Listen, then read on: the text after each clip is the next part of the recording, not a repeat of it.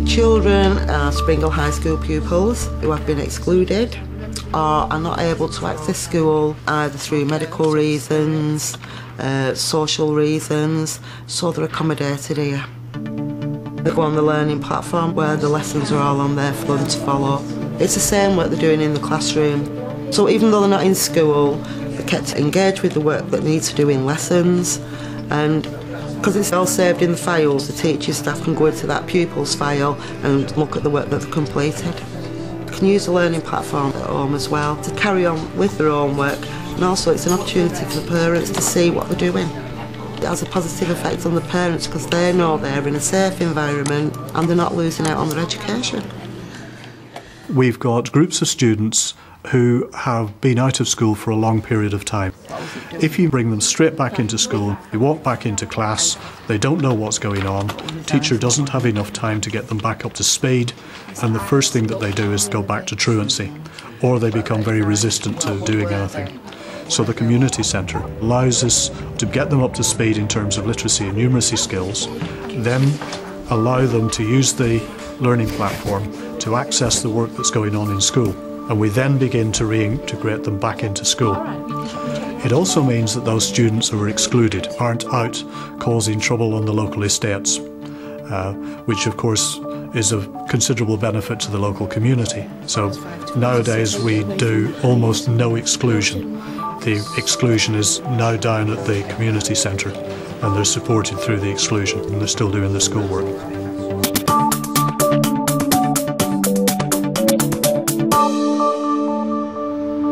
The main benefits that we find of having the learning platform is the literally anytime, anywhere learning. We have certain pupils, such as Boris, who had to go home to take his exams last year. He was able to keep in touch with his work even though he was in a different country. I'm originally from Slovakia, and during my summer holiday I had to go back home, and I've used the platform for completing my homework back in Britain. I could just continue as normal. I didn't have to do any catching up after I came back. We have girl Jessica, who unfortunately has broken her hip, and it's very difficult for Jessica to get into school.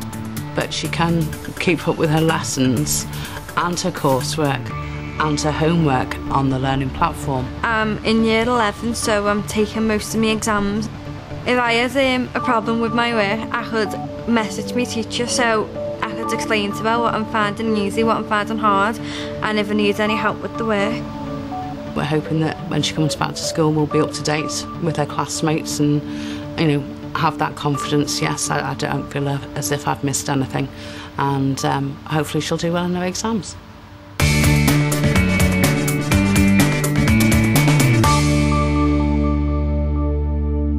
The learning platform actually has revolutionised the way we communicate with one another across the school.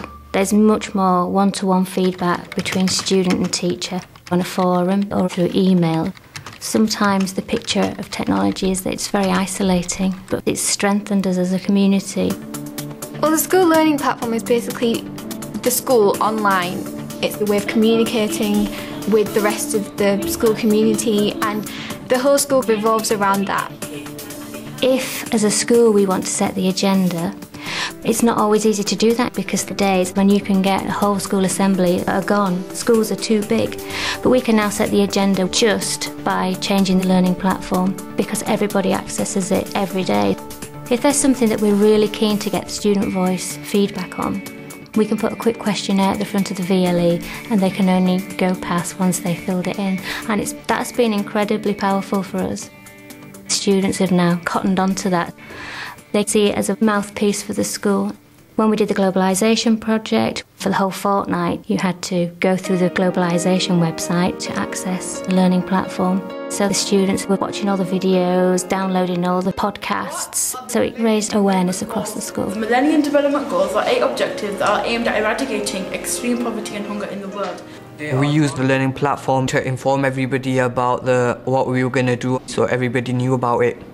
By putting the pictures up, everybody could feel involved.